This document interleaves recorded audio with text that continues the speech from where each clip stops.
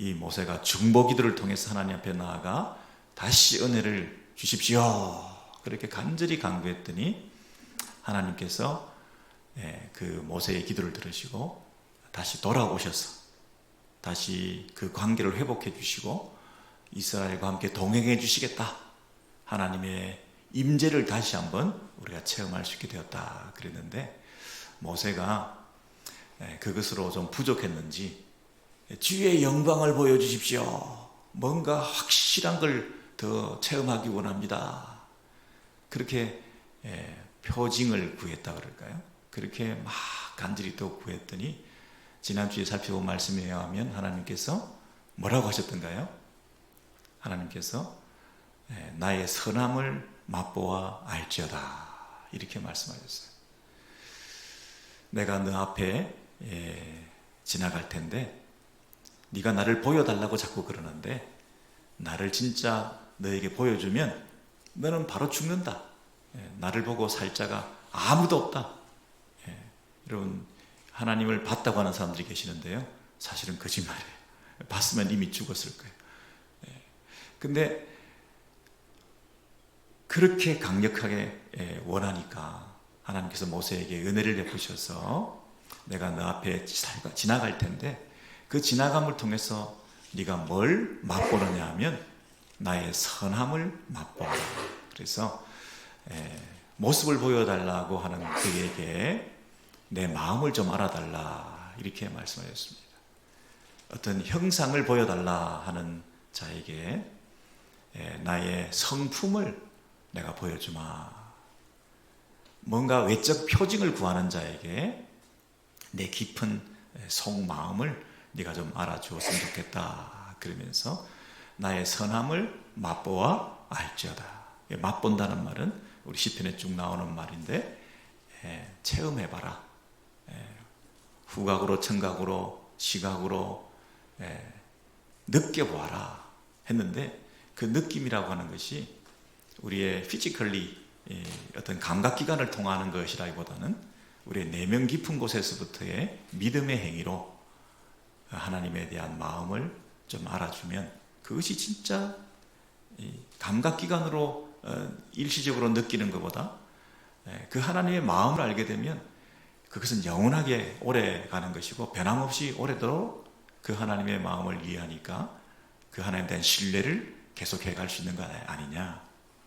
뭔가 선물을 하나 준다고 해서 부모의 사랑을 알기보다는 그 부모가 나를 향하여 가진 그 마음, 그 자녀를 사랑하는 그 부모의 그 간절한 마음을 우리가 다 알기 때문에 내가 자는 동안에 내 이불을 덮어주고 내가 없는 동안에 나를 위해서 가지신 그 마음을 부모들끼리 나누는 얘기를 엿듣고 또 내가 깨어서 들었는데 나를 위해서 탁 기도하는 그 부모의 기도의 소리를 들으면서 심지어 돌아가셨는데도 그 기도 소리가 지금도 들리니까 지금 안 계신데도 그분의 마음을 내가 알고 있는 것처럼 하나님께서 우리를 향하여 가지신 그 자녀들을 향한 그 마음을 우리가 알기 때문에 내가 두려워하지 않고 불안해하지 않고 당신이 하신 그 약속은 반드시 이루신다는 그 신실한 우리의 관계를 확인하면서 내가 의심하지 말고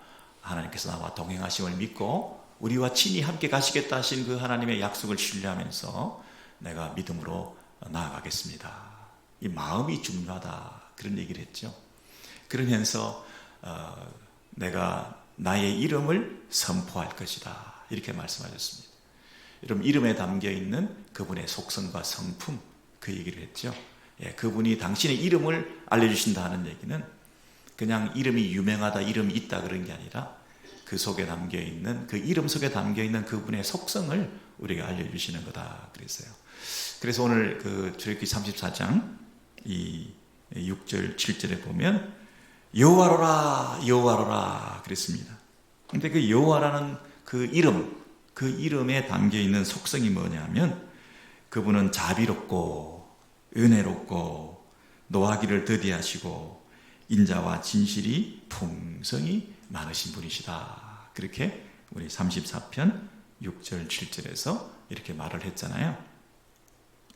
그런데 문제는 뭐냐면 그 7절에 인자를 천대까지 베풀며 악과 과실과 죄를 용서하나 7절 하반절에 형벌 받을 자는 결단코 면제하지 않고 아비의 악을 자녀손 3세대까지 보응하리라. 이 대목이 조금 우리에게 어떤 때는 낙심이 될 때가 있습니다. 여러분 보세요. 천대까지 용서할 거다. 천대까지 그 하나님의 성실하심이 계속될 것이다. 그리고 너희들의 그 죄에 대해서 나는 6절 보셔요. 6절에 대해 끝없는 용서를 계속해 가실 것이다. 그분은 자비롭고 은혜롭고 노하기를 더디하시는 분이시다. 이렇게 말씀하셨잖아요. 그래서 이 하나님의 자비와 성실하심과 용서와 사랑과 은혜라고 하는 것은 무한한 것이고, 그리고 우리를 향하신 끝없는 그 사랑은 이루 말할 수가 없는 것이다. 근데 끝에 형벌 받을 자는 면제치 않고 하나님께서 자녀손 3세대까지 보응하실 거다. 이렇게 붙어 있어요. 그럼 여러분 이 6절 7절을 우리가 읽을 때에 우리 마음속에 어디에 더 초점이 가야 됩니까? 이 하나님의 그 속성 중에 어디를 지금 강조하고 있는 것입니까? 3, 4대 보응에 초점이 가야 됩니까? 아니면 천대까지 은혜 베푸는 데에 가야 됩니까? 어디가 더 중요한 포인트인가요?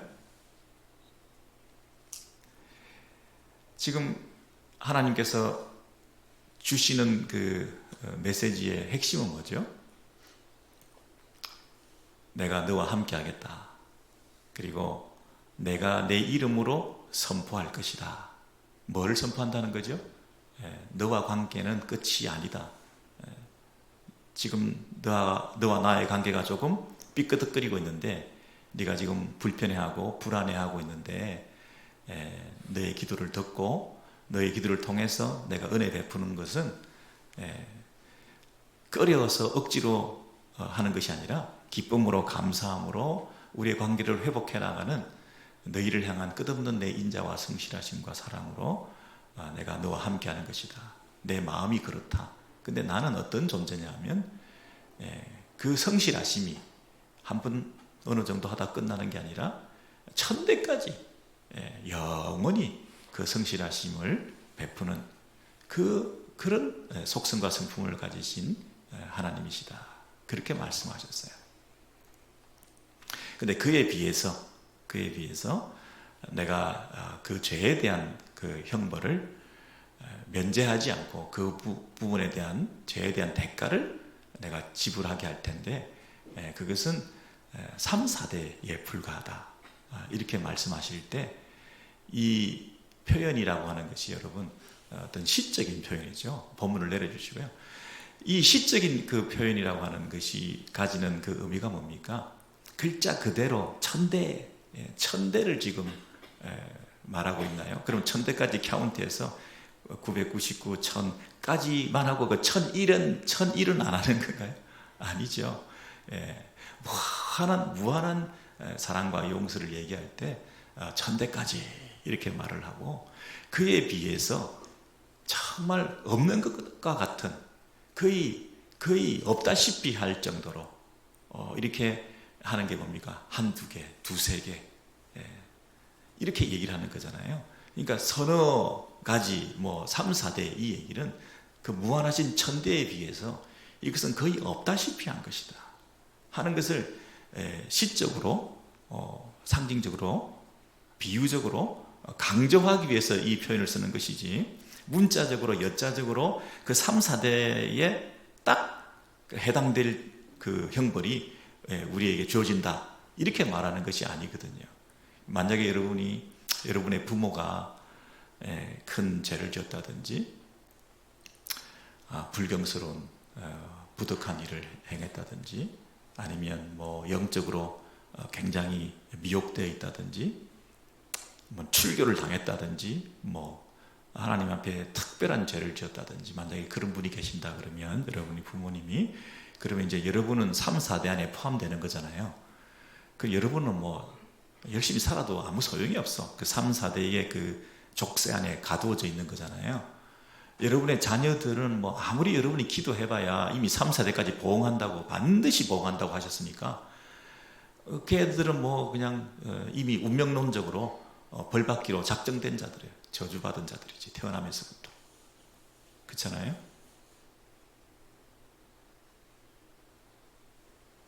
여러분, 이 말씀은 우리에게 용기를 주기 위해서 주신 말씀인데, 부흥과 회복을 위해서 주신 말씀인데,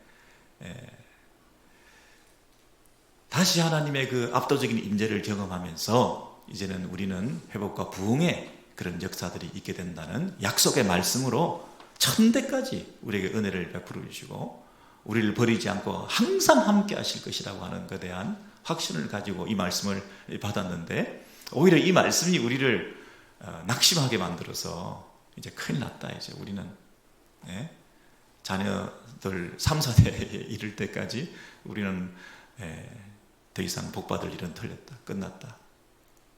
이렇게 되면 얼마나 더 낙심되는 성경 구절이 되겠습니까? 시적인 표현이고 한쪽을 굉장히 강조하고 있는 부분에서 이 말씀의 그 본의, 진의를 우리가 제대로 파악한다면 이런 부분에서 우리가 오해가 없어야 될 것 같습니다. 만약에 여러분의 조상이 굉장히 훌륭한 분이 있다, 교회당을 100군데 건축하고 선교지에 가서 오랫동안 봉사하시고, 그리고 물질을 가지고 많이 교회를 위해서 섬기시고 그러는 여러분의 조상이 계시면, 여러분은 천대까지 복을 받을 건데 굳이 뭐 열심히 할 필요 있나요? 적당히 해도 다 그 복을 우려먹고 살 수 있는 거고, 부모의 기도와 부모의 헌신을 통해서 우리는 저절로 복받게 돼 있다고 생각을 하면 우리가 뭐 그렇게 걱정할 필요가 없잖아요. 그러니까 이 본문이 간혹 많이 오해되어 가지고, 부모 덕분에 우리는 더 잘 될 수 있다, 그리고 내가 열심히 하면 우리 자녀들도 복받을 수 있다, 부모가 잘못한 것 때문에 나는 잘해도 소용이 없다, 나는 그냥 이렇게 큰 화나 면치 않고 살면 큰 다행이겠다, 이렇게 착각을 할 그런 여지가 분명히 있죠. 여러분 어떠신가요? 뭐 혹자는 뭐 그것을 가계에 흐르는 저주다, 뭐 집안 대대로 어떤 뭐 이런 불미스러움, 그리고 어두운 그림자가 드리워져 있는 이런 집안에서 태어나서 이 저주의 사슬을 끊지 못하고 맨날 이렇게 우리가 고생하고 있다, 뭐 이러는 말들도 쉽게 하는데, 여러분 성경에 오늘 이 본문이 바로 그러한 근거 구절이 되거든요. 형벌받을 자는 결단코 면제하지 않고 아비의 악을 자녀 손 3, 4대까지 보응하리라. 와, 이러면 이거 완전히 큰일 나지 않았습니까? 근데 이것이 그 위에 있는 구절과 천대까지 은혜를 베풀어 주신다, 용서해 주신다. 그리고 하나님은 노하기를 더디하신다, 진노하시는 분이 아니시다. 그리고 회개하고 용서를 구하면 반드시 또 우리의 기회를 주신다. 지금 이스라엘이 어떤 죄를 지었습니까? 우상 숭배했습니다. 송아지 만들었습니다. 근데 그 이스라엘에 대한 하나님의 진노가 그들에게 임할 수밖에 없었는데, 모세가 다시 엎드려 간절히 기도했더니 언제 그랬냐는 듯이 하나님께서 또 용서해 주시고 그 인자와 긍휼을 베풀어 주시는, 노하기를 더디하시고 돌이키시고 우리의 기도를 들어주시는 그 신실하신 하나님이다. 이 하나님을 이용해 먹어가지고 죄를 짓고 또 용서 구하고, 그리고 마음에도 없는 형식적인 기계적인 회개를 통해서 또 용서받고 하는 그런 짓을 반복하라는 뜻이 아니라, 간절하고 진실된 회개를 하게 되면 하나님께서 우리에게 금방 건망증 환자인 것처럼 또 찾아오셔서 은혜를 베푸시고 또 기회를 주시는 이런 하나님이심을 강조하기 위해서 그분의 인자와 긍휼은 끝이 없다. 그것이 1000번이든 10,000번이든 마치 새롭게 이전 것은 하나도 기억하지 않은 채로 인간은 옛날에 앙금이 남아있어가지고 앙금이 남아있어서 또 내가 용서해야 되냐, 이게 몇 번째냐, 다시는 이러면 내가 또 너희를 용서하나 봐라, 이런 마음의 찌꺼기들이 남아있을 수밖에 없는데 하나님은 이전에 용서할 때 모든 것을 용서하셨기 때문에 이제 새로 시작할 때 또 새롭게 완전히 새 사람인 것처럼 대하는, 그래서 또 새롭게 기회를 주시는 이 하나님의 끝없는 긍휼과 자비라고 하는 것은 이루 말할 수가 없는 거다. 그에 비하면 하나님께서 때로는 너희들을 진노하시고 하나님께서 너희들의 악행에 대해서 참지 못하시고 하는 그런 부분에서 그 죄의 대가를 지불하게 하시는 것은 진짜 아무것도 아니지 않냐. 오죽하면 당신의 아들까지 내어주시며 그 속이 없는 분이 너희 같은 엉터리들을 위해서, 잿덩어리들을 위해서, 모순덩어리들을 위해서 당신의 죄 없는 아들까지 내어주신 걸 보면 정말 그분은 속이 없는 분이에요. 여러분, 그런 면에서 이 본문이 오히려 그분의 긍휼을 더 잘 드러내는 본문이 되어야 되는데 깨림직하게 벌받아야 된다, 우리에게 뒤끝이 있으셔가지고 내가 지은 죄를 우리 애들한테까지 보응하신다, 이렇게 오해하시는 구절이 될까 심히 두렵습니다. 여러분, 에스겔서를 한번 보시면서 이 본문을 한번 더 정리하도록 하겠습니다. 에스겔서 18장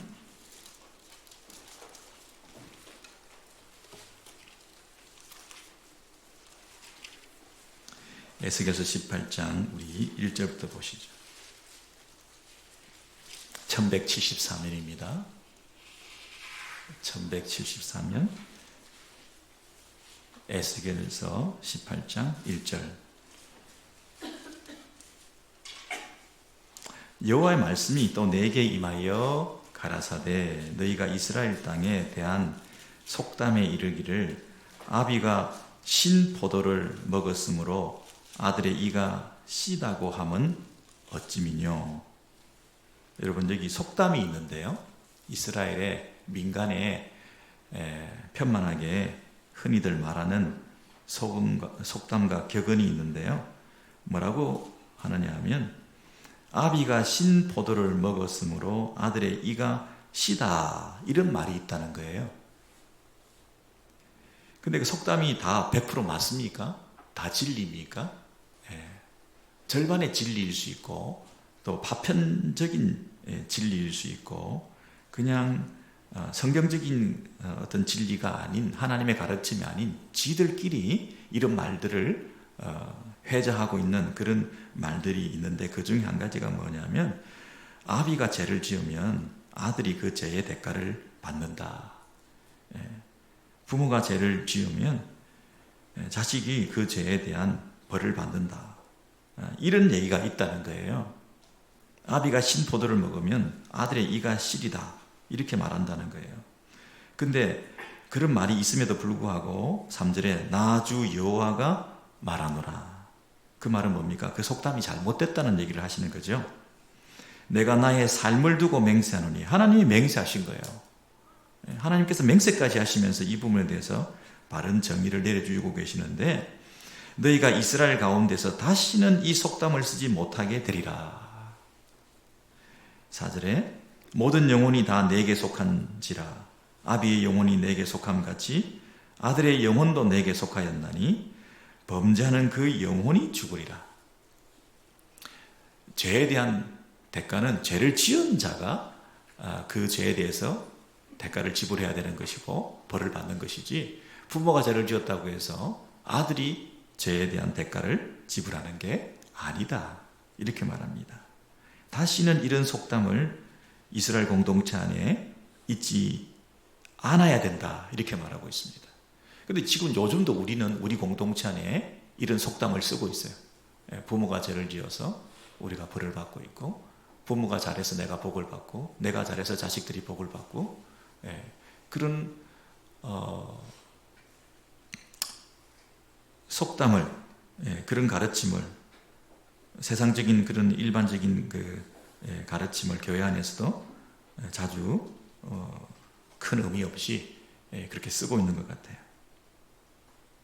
5절입니다. 사람이 만일 의로워서 법과 의를 따라 행하며, 어떤 사람이 의로워서 법과 의를 따라 행하며, 6절입니다. 산 위에서 재물을 먹지 아니하며 우상 숭배하지 아니하며 산당에서 숭배하지 아니하며 이스라엘 족속의 우상에게 눈을 들지 아니하며 이웃의 아내를 더럽히지 아니하며 월경 중에 있는 여인을 가까이 하지 아니하며 사람을 학대하지 아니하며 빚진 자의 전당물을 도로주며 억탈하지 아니하며 줄인 자에게 식물을 주며 벗은 자에게 옷을 입히며 변을 위하여 꾸이지 아니하며 이식을 받지 아니하며 스스로 손을 금하여 죄악을 짓지 아니하며 사람 사이에 진실이 판단하며 내 율례를 쫓으며 내 규례를 지켜 진실이 행할진대 그는 의인이니 정령 살리라. 나 주 여호와의 말이니라. 여러분, 여기에 하나님 사랑과 이웃 사랑에 대한 우상 숭배를 금하고 하나님만을 제대로 섬기고 이웃에 대해서 고통을 주지 않고 약탈하지 않고 이웃에게 이자를 받지 않고 이웃에게 진실되게 대하고 하는 이런 하나님 사랑과 이웃 사랑이 묻어있는 이런 계명을 잘 지켜 행하면 그는 의로운 사람이다 그랬습니다. 근데 그 의로운 사람이 10절입니다. 자식을 낳았어요. 그러면 그 아들이 이 모든 선은 하나도 행치 아니하고 이 악 중 하나를 범하여 강포하거나 살인하거나 그렇게 11절, 12절, 13절 이런 죄를 행하였은즉 13절 하반절에 그러면 이 아들은 정령 죽을지라 자기의 피가 자기에게로 돌아가리라 그랬습니다. 그러니까 아버지가 아무리 의인이라 할지라도 아버지가 아무리 선교사고 목사고 무슨 순교자고 그렇다 할지라도 그 아들이 이런 걸 행하지 않고 이런 악을 행하면 그는 정령 죽을지라 자기의 피가 자기에게로 돌아가는 것이다. 이렇게 말하고 있습니다. 그런데 14절에 또 가령 그가 아들을 낳았다 하자. 이 아들은 누굽니까? 그 악인의 아들이죠. 그 의인의 손자 아닙니까? 또 가령 그가 아들을 낳았다 하자. 그 아들이 그 아비의 행한 모든 죄를 보고 두려워하여 그대로 행하지 아니하고 그 악인의 아들이 그 모든 죄를 두려워하고 그 죄를 행하지 아니하고 그리고 15절, 16절, 17절 이렇게 이 악을 행하지 않는다고 한다면 그렇죠? 그리고 이런 악을 행한다고 한다면 각자 자기가 지은 죄에 대한 벌을 그대로 받게 된다 이렇게 말하죠. 17절 하반절에 보니까 이 사람은 그 아비의 죄악으로 인하여 죽지 아니하고 정령 살겠고 그랬습니다. 아비의 죄악으로 인하여 죽지 아니하고 정령 살겠고 18절에 그 아비는 심히 포악하여 그 동족을 억탈하고 민간에 불선을 행하였으므로 그는 그 죄악으로 인하여 죽으리라 19절입니다. 그런데 너희는 이르기를 아들이 어찌 아비의 죄를 담당치 않겠느뇨 하는도다. 아들이 법과 의를 행하며 내 모든 율례를 지켜 행하였으면 그는 정령 살려니와 여러분 20절 찾으셨나요? 같이 읽겠습니다. 범죄하는 그 영혼은 죽을지라 아들은 아비의 죄악을 담당치 아니할 것이요 아비는 아들의 죄악을 담당치 아니하리니 의인의 도도 자기에게로 돌아가고 악인의 악도 자기에게로 돌아가리라 그랬습니다. 여러분 그러니까 부모가 어떠했든지 간에 자식이 어떠한 삶을 사느냐에 따라서 그 자신의 미래가 달라질 수 있다. 그러므로 부모의 조상의 그 범죄를 탓하면서 자신의 그 인생을 낭비하거나 함부로 허비하는 그리고 자포자기하는 그런 어리석은 행동은 해서는 안 된다. 이렇게 말하죠. 한 구절만 더 보고 우리 마치도록 하겠습니다. 우리 예레미야서 31장인데요.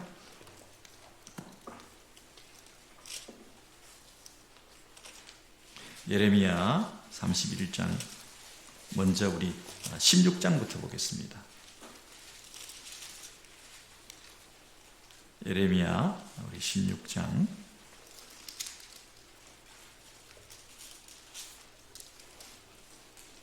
10절입니다. 1076면인데요. 예레미야 16장 10절 이하에 보시면 오해를 빚는 구절 중에 또 한 구절이 여기 있습니다. 예레미야 16장 10절에 네가 이 모든 말로 백성에게 고할 때에 그들이 내게 묻기를 여호와께서 우리에게 이 모든 큰 재앙을 광포하심은 어찌미며 우리의 죄악은 무엇이며 우리가 우리 하나님 여호와께 범죄한 죄는 무엇이뇨 하거든. 이게 무슨 말입니까? 우리에게 이 모든 큰 재앙을 주신 게 왜 이런 큰 재앙을 주셨냐? 그리고 도대체 무슨 죄를 졌길래 우리가 이런 죄를 받아서 이런 벌을 받고 있느냐? 우리가 하나님 여호와께 무슨 죄를 범했느냐? 이렇게 10절에서 물었습니다. 그렇죠? 왜 이런 재앙을 우리가 경험하고 왜 이런 고통을 우리가 당합니까? 우리가 무슨 죄를 지었습니까? 이렇게 10절에서 물었더니 11절에 이렇게 말씀하십니다. 너는 그들에게 대답하기를 여호와께서 말씀하시되 너희 열조가 조상이 나를 버리고 다른 신들을 쫓아서 그들을 섬기며 그들에게 절하고 나를 버려 내 법을 지키지 아니하였습니다. 11절을 딱 보니까 이 조상 탓이잖아요. 열조가 나를 버리고 우상 숭배하고 하나님 앞에 신실하지 못했기 때문에 지금 너희들이 지금 벌 받는 거야. 이렇게 말씀하시는 것 같잖아요. 그래서 이게 웬일인가 하고 12절에 다시 보니까 12절에 이런 말씀이 있습니다. 너희가 너희 열조보다 더욱 악을 행하였도다. 보라, 너희가 각기 악한 마음의 강팍함을 따라 행하고 나를 청종치 아니하였으므로 내가 너희를 이 땅에서 쫓아내어 너희와 너희 열조에 알지 못하던 땅에 이르게 할 것이라. 여러분, 저를 보시죠. 제가 말씀드리고자 하는 논지를 이해하시겠죠? 조상 탓이 아니다. 각자 지은 죄에 대해서 자기가 그 지은 죄에 대한 대가를 지불할 뿐이다.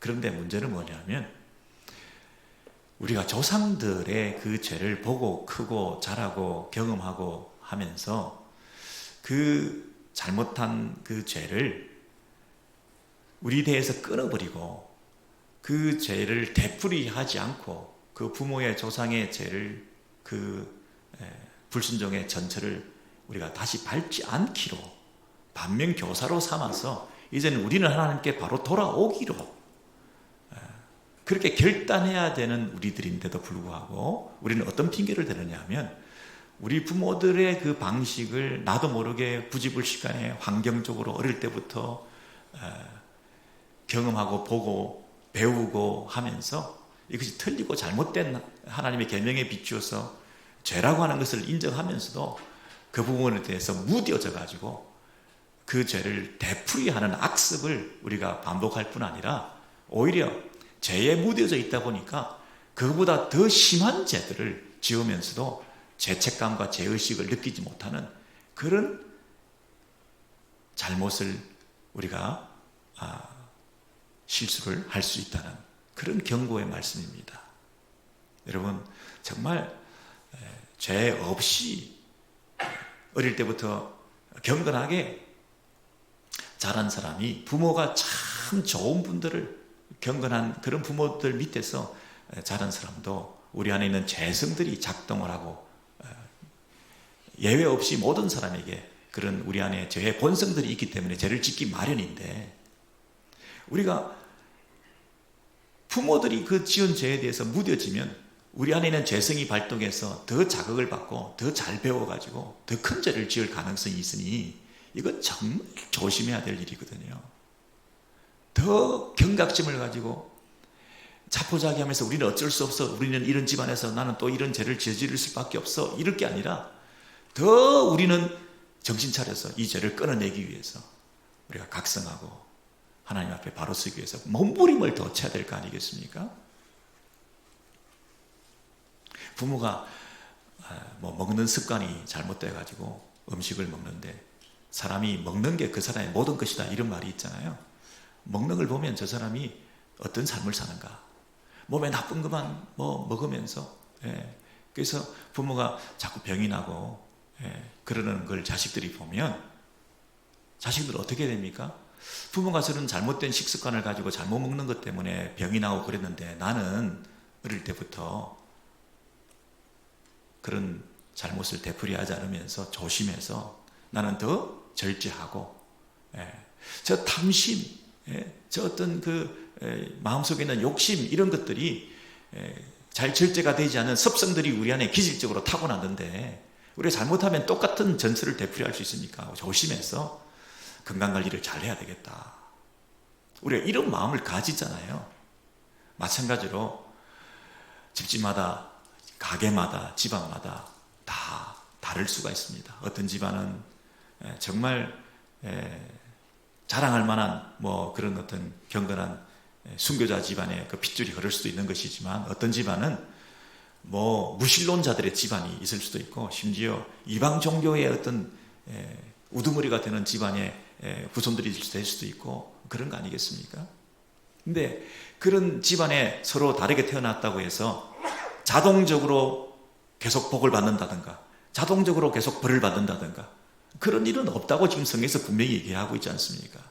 근데 문제는 뭐냐면, 그런 은혜를, 그런 축복을 받은 사람들은 그것이 얼마나 더 큰 은혜요 축복인 줄 알고, 이게 내가 잘나서 그렇게 된 게 아니라 다 이게 하나님 은혜구나 생각해서 더 겸손하게 나아갈 뿐만 아니라 더 경건한 삶을 살려고 애를 써야 될 뿐만 아니라, 그 반대로 조금 어두운 그림자가 덜 이어지는 느낌이 있으면 그 축축한 칙칙한 느낌을 지우기 위해서 우리가 어떻게 더 밝게, 어떻게 더 경건하게, 어떻게 절제하면서 우리가 살아야 될지에 대해서 더 고민하고 더 하나님 앞에 은혜를 구하고, 피차에 모두가 다 하나님의 은혜를 구하고 살 수밖에 없는 우리들이 아니겠습니까? 그래서 우리 교회 안에 속해 있는 우리 형제자매들의 가정과 집안과 내력과 모든 형편들이 경제적인 어떤 상황이라든지 교육적인 백그라운드라든지 또 현재 여러분의 어떤 결혼의 스테이터스라든지 또 여러분의 자녀들의 형편이 어떠하든지 관계없이,